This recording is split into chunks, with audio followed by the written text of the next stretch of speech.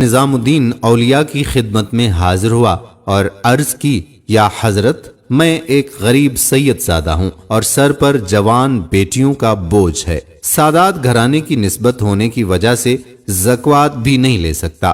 آپ میرے دینی بھائی بھی ہیں اور سید بھی ہیں، آپ میری مدد کریں کچھ۔ آپ نے اس کو عزت و تکریم کے ساتھ بٹھایا اور خادم کو بلا کر کہا کہ آج کوئی نظر و نیاز آئی ہے خانقاہ میں؟ تو خادم نے عرض کی کہ ابھی تک تو کوئی نہیں آئی، لیکن جیسے ہی آئی میں آپ کو اطلاع کر دوں گا۔ آپ نے سید زادے کو تسلی دی اور کہا کہ اللہ پر بھروسہ کریں، وہ دست غیب سے کوئی نہ کوئی انتظام فرما دے گا۔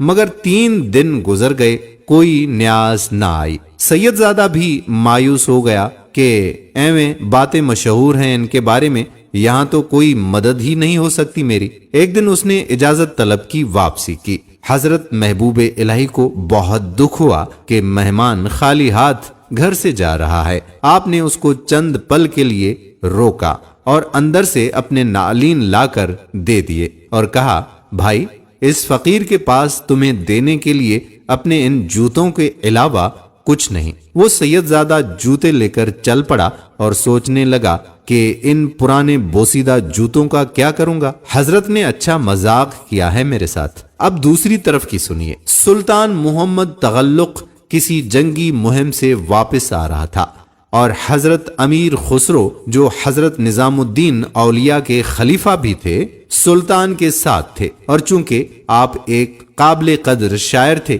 اس لیے دربار سلطانی میں اہمیت کے حامل تھے۔ آپ نے سلطان کی شان میں قصیدہ کہا تو سلطان نے خوش ہو کر آپ کو 7 لاکھ چیتل، جو اس وقت سکہ رائج تھا، اس سے نوازا۔ اپنے واپسی کے سفر پر جب ابھی لشکر دلی سے باہر ہی تھا اور رات کو پڑاؤ کیا گیا تو اچانک امیر خسرو چلا اٹھے، مجھے اپنے مرشد کی خوشبو آتی ہے۔ مصاحب بولے، امیر، حضرت محبوب الہی تو کیلو کھڑی میں ہیں، جو دلی سے کافی دور ہے۔ مصاحب بولے، امیر، حضرت تو کافی دور ہیں تو آپ کو ان کی خوشبو کیسے آ گئی؟ مگر امیر خسرو بے قرار ہو کر باہر نکل پڑے اور خوشبو کا تعقب کرتے کرتے ایک سرائے تک جا پہنچے، جہاں ایک کمرے میں ایک شخص اپنے سر کے نیچے کچھ رکھ کر سویا ہوا تھا اور خوشبو وہاں سے آ رہی تھی۔ آپ نے اس کو جگایا اور پوچھا، تم حضرت نظام الدین کی خانقاہ سے آ رہے ہو کیا؟ تو وہ آنکھیں ملتا ہوا بولا، ہاں، میں وہاں سے آ رہا ہوں۔ آپ نے اشتیاق سے پوچھا، کیسے ہیں میرے مرشد؟ وہ شخص بولا، وہ تو ٹھیک ہیں، اور میں ان کے پاس مدد کے لیے گیا تھا، مگر اور کچھ تو نہیں دیا، ہاں اپنے پرانے بوسیدہ جوتے ضرور دیے ہیں۔ یہ سنتے ہی امیر خسرو کی حالت غیر ہو گئی اور کہنے لگے، کہاں ہیں میرے مرشد کے نعلین؟ تو اس نے ایک کپڑا کھول کر دکھا دیے۔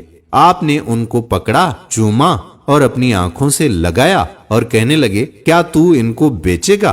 اس نے کہا، امیر، کیوں مذاق اڑاتے ہو؟ امیر خسرو بولے، مذاق نہیں، میرے پاس اس وقت 7 لاکھ چتل ہیں، وہ لے لو، مگر میرے مرشد کے نعلین مجھے دے دو۔ اگر چاہو تو دلی چلو، اتنی ہی رقم اور بھی دے دوں گا۔ 7 لاکھ چتل کا سن کر وہ چکرا گیا، بولا، نہیں، بس میرا تو چند ہزار سے گزارا ہو جائے گا۔ مگر امیر خسرو نے زبردستی اس کو 7 لاکھ چیتل دے دیے اور ساتھ میں سپاہی اور تحریر دے دی تاکہ کوئی اس پر شک نہ کرے۔ اور پھر امیر خسرو اس حالت میں خانقاہ مرشد میں داخل ہوئے کہ جوتے اپنے دستار میں لپیٹ رکھے تھے اور سر پر رکھے چلے آ رہے تھے اور زاروں قطار رو رہے تھے۔ حضرت نظام الدین اولیاء نے مسکراتے ہوئے پوچھا، خسرو، ہمارے لیے کیا لائے ہو؟ امیر نے جواب دیا، سیدی، آپ کے نعلین لایا ہوں۔ کتنے میں خریدے؟ حضرت نظام الدین اولیاء نے استفسار کیا۔ 7 لاکھ چیتل۔ امیر نے جواباً عرض کی، بہت ارزاں لائے ہو۔ محبوب الہی مسکراتے ہوئے بولے، جی سیدی، 7 لاکھ چیتل تو بہت کم ہیں، اگر وہ سید زادہ میری جان بھی مانگتا تو جان دے کر نعلین مرشد حاصل کر لیتا۔ یہ تھی ان کی اپنے مرشد سے محبت اور حضرت نظام الدین اولیاء کا مقام معرفت جس کی وجہ سے ان کو محبوب الہی کہا جاتا ہے۔